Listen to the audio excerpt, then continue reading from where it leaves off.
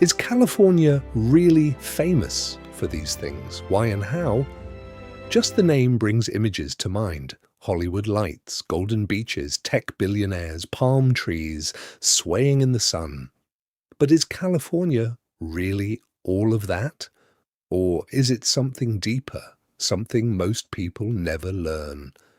Before the movie studios, before the tech giants, before anyone called it the Golden State, California was something else entirely.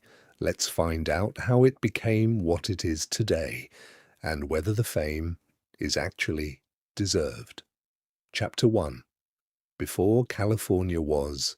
Long before any explorer set foot here, California was home to one of the most diverse Native American populations in North America. Tribes like the Ohlone, Chumash, and Pomo lived along the coast for thousands of years, thriving on fishing, acorn harvesting, and trade networks that stretched across the region. In the 1500s, Spanish explorers arrived, but it wasn't until the late 1700s that Spain truly settled the area, building a chain of missions along the coast. For decades, California remained a quiet, remote outpost, first under Spanish rule, then Mexican rule after Mexico's independence in 1821. Chapter 2. Gold changes everything. Everything changed in 1848. Gold was discovered at Sutter's mill, and within months word spread across the world. Thousands of people from across America and beyond rushed to California in what became known as the Gold Rush. The population exploded almost overnight. In 1850, California became a state, skipping territorial status entirely because it grew too fast to wait. This single event didn't just build a state, it built the foundation for everything California would become. If you're enjoying this story so far, hit that subscribe button, because next we're diving into the part of California's history that built an entire global industry. And trust me, you don't want to miss it. Chapter 3. Hollywood is born. If you like the story, hit like and subscribe for more powerful stories. Let's get back to the story. In the early 1900s, filmmakers began moving to a quiet area near Los Angeles for one simple reason: the weather. Sunny skies almost year-round meant filming could happen nearly every single day. That area was called Hollywood. By the 1920s, it had become the center of the American film industry, and it never looked back. Today, the major film studios, award shows, and the entire culture of American entertainment trace back to this one practical decision. Chapter 4. Silicon Valley Rises.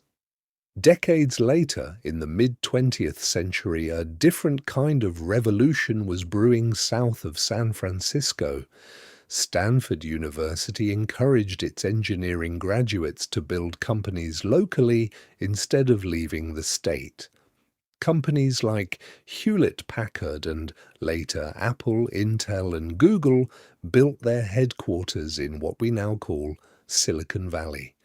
This wasn't an accident, it was decades of investment in research, education, and innovation that turned a quiet valley into the technology capital of the entire world. Chapter 5. So, is the fame real? Is California really famous for all of this? The answer is yes, but it's not random luck. Hollywood became iconic because of a practical decision about sunlight. Silicon Valley became a tech empire because of decades of deliberate investment in innovation. The beaches and golden landscapes are real, shaped by a coastline that stretches over 800 miles. Even the agriculture, California, grows more fruits, vegetables, and nuts than any other state, comes from some of the richest farmland in the country. Every piece of California's fame has real history behind it. Conclusion. From native nations to Spanish missions to a gold rush that built a state overnight, to an entertainment empire, to a tech revolution that changed the world, California's story isn't just fame, it's a state built layer by layer by people who saw opportunity where others saw empty land. And maybe that's the real reason the whole world still watches California closely.